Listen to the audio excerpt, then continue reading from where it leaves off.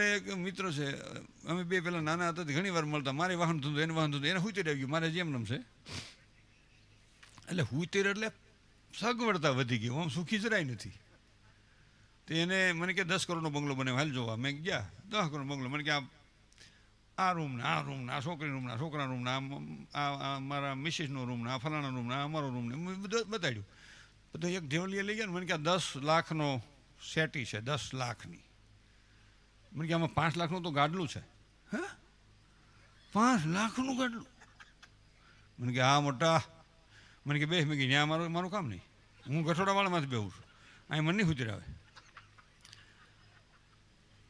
તો અમે જમવા બેઠા, 10 ટીકડા કાઢ્યા એની ઘરવાળી.